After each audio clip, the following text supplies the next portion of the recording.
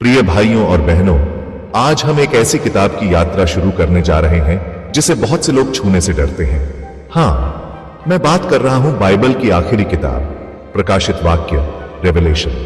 किताब जो रहस्यों से भरी हुई है, किताब जो अंत समय की तस्वीर दिखाती है, किताब जो स्वर्ग और नरक की असली झलक देती है, और किताब जो बताती है कि अंततः विजेता कौन होगा, यीशु मसीह।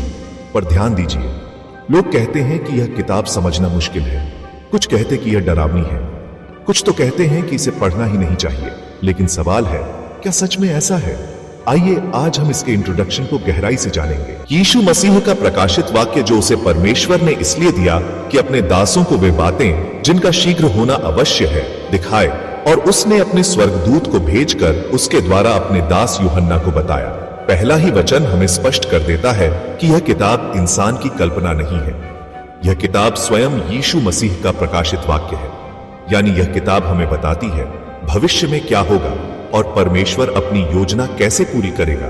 प्रकाशित वाक्य शब्द का ग्रीक मूल है अपोकलिप्सिस, अपोकलिप्सिस, जिसका अर्थ है पर्दा हटाना, रहस्य खोलना, छिपी हुई बात को प्रकट करना। मैं यूहन्ना जो तुम्हारा भाई हूं और यीशु में क्लेश और राज्य और धीरज में तुम्हारा सहभागी हूं, परमेश्वर के वचन और यीशु की गवाही के कारण उस टापू पत्तमोस में था। यहाँ लेखक खुद अपना नाम बता रहा है, यूहन्ना। हाँ, वही यूहन्ना जिसने चौथा सुसमाचार, यूहन्ना रचित सुसमाचार और 3 पत्रियां, 1 यूहन्ना, 2 यूहन्ना, 3 यूहन्ना लिखी। यह किताब उस समय लिखी गई जब रोमी सम्राट डोमिशियन ने मसीहियों पर भयंकर अत्याचार किए। यूहन्ना को इसलिए कैद करके पत्तमोस नामक टापू पर भेजा गया। वहीं पर उसने यह अद्भुत दर्शन पाया। यह किताब कहां और किसके लिए लिखी गई? एशिया की 7 कलीसियाओं के नाम यूहन्ना की ओर से पत्री, उसकी ओर से जो है और जो था और जो आने वाला है, और उसकी ओर से जो उसके सिंहासन के सामने की 7 आत्माएं हैं। यह किताब शुरू में एशिया की 7 कलीसियाओं के लिए लिखी गई थी। Wait, Ephesus 2, Smyrna 3, Pergamum 4, Thyatira 5, Sardis 6, Philadelphia 7, Laodicea. लेकिन सुनिए, आज यह किताब सिर्फ उन 7 कलीसियाओं के लिए नहीं है। यह किताब हर युग की कलीसिया के लिए है, जिसमें आप और मैं भी शामिल हैं। इस वचन में 3 आशीषें हैं। 1, जो इसे पढ़े वह धन्य है। 2, जो इसे सुने वह धन्य है। 3, जो इसे मान ले वह सबसे बड़ा धन्य है।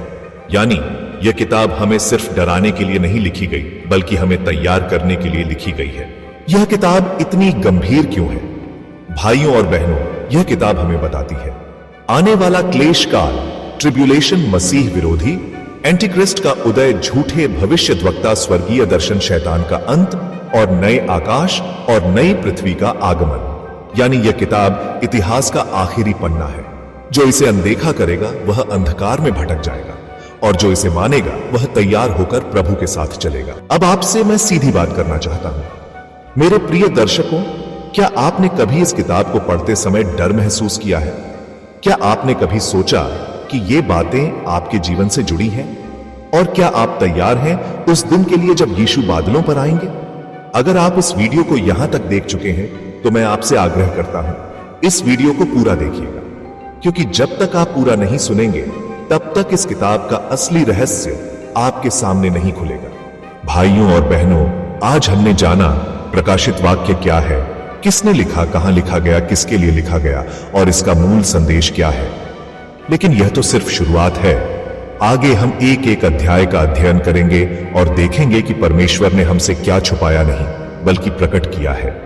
इसलिए मैं आपसे कहता हूं, इस चैनल को सब्सक्राइब कर लीजिए, क्योंकि अगले 20 दिनों तक हम प्रकाशित वाक्य की गहरी स्टडी करेंगे। और अगर आपसे एक भी वीडियो छूट गई तो हो सकता है आप वह सच्चाई मिस कर दें जो आपके जीवन और आपके अनंत भविष्य को बदल सकती है। कमेंट करके जरूर बताइए, क्या आपने पहले कभी प्रकाशित वाक्य की किताब पूरी पढ़ी है, और कौन सा हिस्सा आपको सबसे ज्यादा डरावना या रहस्यमय लगता है।